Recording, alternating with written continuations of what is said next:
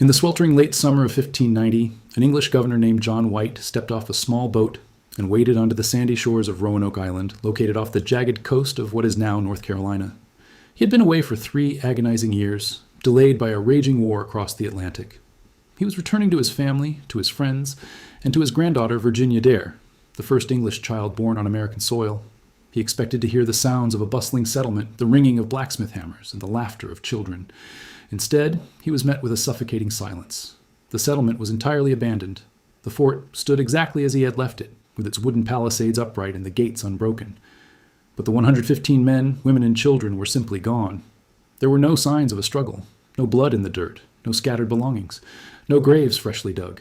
The only clue left behind in the desolate quiet was a single word, mysteriously carved into the fort's wooden entrance post: CROATOAN. For more than 4 centuries, the fate of the Roanoke settlers has reigned as America's most chilling unsolved mystery. How does an entire colony vanish without a trace? For generations, the story of the lost colony was a blank canvas for wild speculation. Some whispered that they were massacred by hostile native tribes. Others blamed the Spanish, who were actively patrolling the Atlantic seaboard to wipe out rival European footholds. There were even dark tales of starvation driving the settlers to madness, or local curses swallowing them into the earth.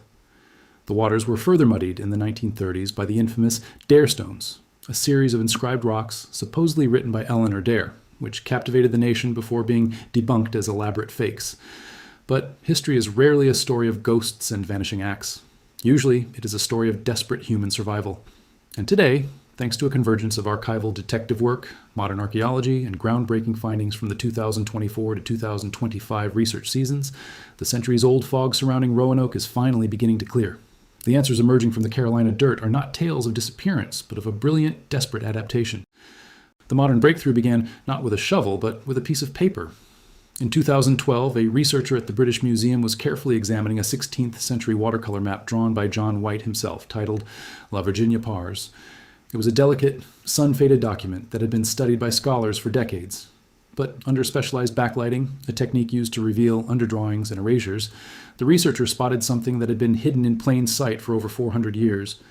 Beneath a small, seemingly innocuous patch of paper glued to the map, there was the faint but unmistakable outline of a 4-pointed square fort.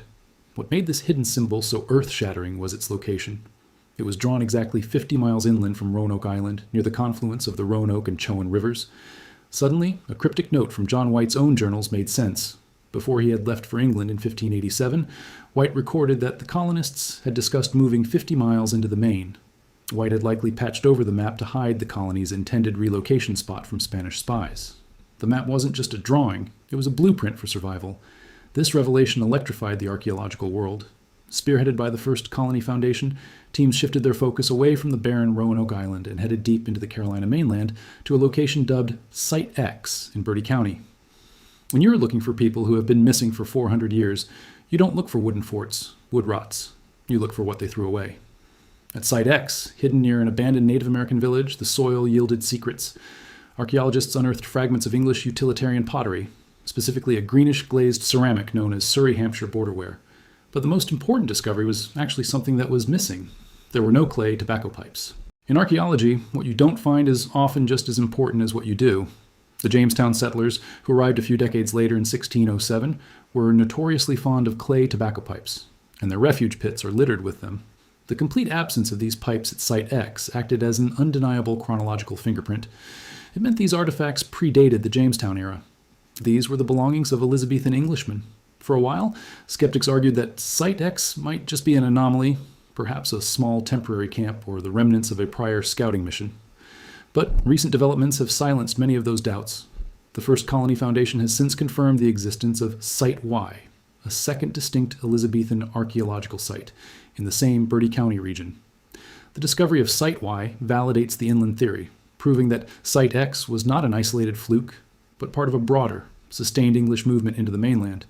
To share these monumental findings with the world, the First Colony Foundation and UNC Press recently published a comprehensive book, Excavating the Lost Colony Mystery, which features photographs of previously unseen artifacts and details the latest excavation data.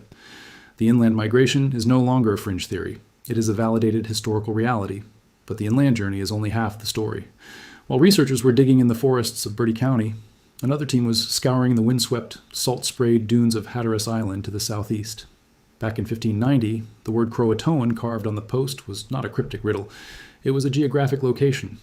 CROATOAN was the 16th century name for Hatteras Island, home to a friendly indigenous tribe of the same name.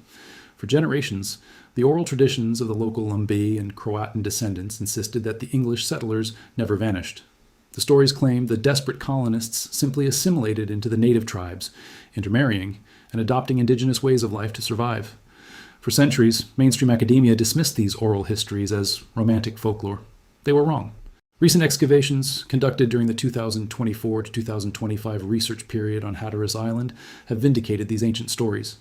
As reported in 2025, archaeologists working on the island have unearthed an extraordinary site where English and Native American remains and refuse pits are found sitting directly side by side.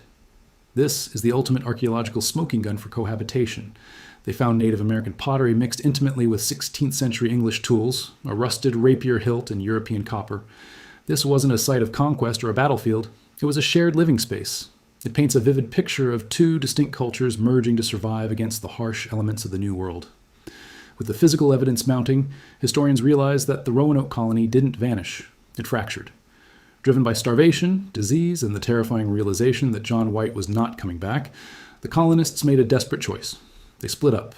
Some went inland toward Site X and Site Y to hide in the forests, while others went to the coast to seek sanctuary with the CROATOAN tribe. To prove this incredible tale of integration, scientists have turned to the ultimate historical archive, the human body.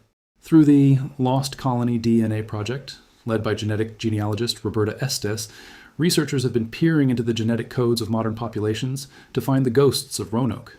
DNA acts as a biological time machine. By analyzing Y chromosomes alongside mitochondrial and autosomal DNA, the project has successfully linked dozens of modern families to specific 16th century English genetic markers. One of the most astonishing cases involves a project participant simply referred to as Mr. Brown. Through rigorous testing, his Y DNA was found to perfectly match a Tudor-era English lineage.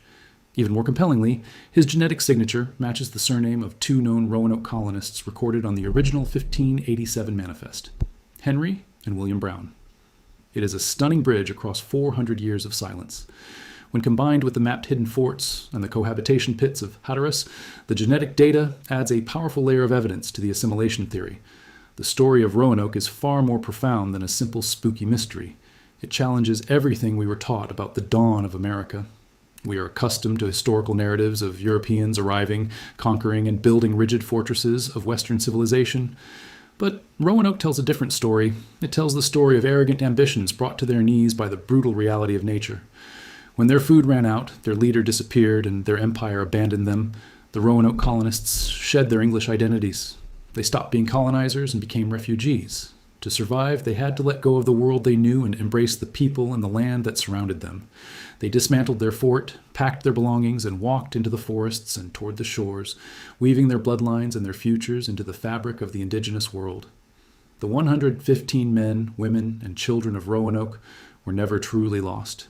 We just spent 400 years looking for an English colony when we should have been looking for an American family. Thank you for watching. If you want to see more content exploring the hidden chapters of human history, don't forget to like this video and subscribe. Let me know your thoughts on the assimilation theory down in the comments. See you in the next video.